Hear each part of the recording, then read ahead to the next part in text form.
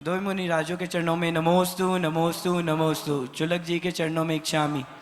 महर्षि, मेरा ये प्रश्न है कि कहते हैं कि मनुष्य को कितनी भी सुख सुविधाएं दे दे, पर जब तक उसमें आत्मसंतुष्टि नहीं आती तो वह खुश नहीं रह सकता।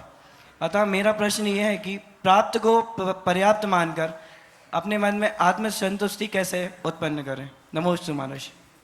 बहुत अच्छा सवाल है। मनुष्य के मन में कितनी भी सुख सुविधा हो, जब तक संतुष्टि नहीं तब तक सुख नहीं। ये अनुभूत सत्य है।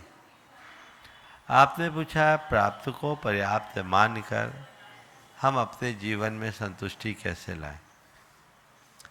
इस सवाल का दूसरा पहलू ये भी हो सकता है कि प्राप्त को पर्याप्त मानकर हम बैठ जाएंगे तो हमारी ग्रोथ क्या होगी, है ना।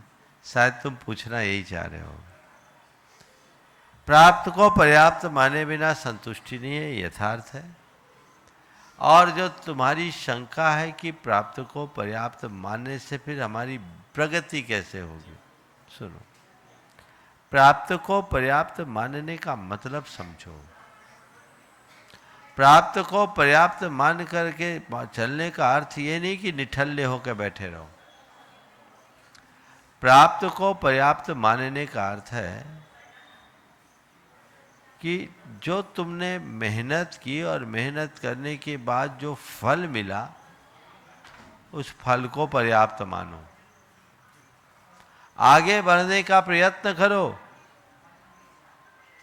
और प्रयत्न करने के उपरांत भी अगर मनोनुकूल परिणाम न मिले तो उसको पर्याप्त मानो। यह है प्राप्त को पर्याप्त मानने का अर्थ।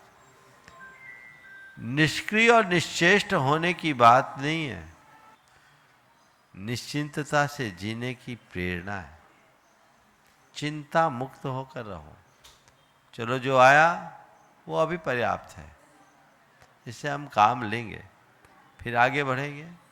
यदि मनुष्य ऐसी दृष्टि को रखेगा तो उसको हमेशा अनुकूलता बनी रहेगी और उसके जीवन का पथ प्रशस्त होगा। नमोस्तु महर्षि, नमोस्तु महर्षि।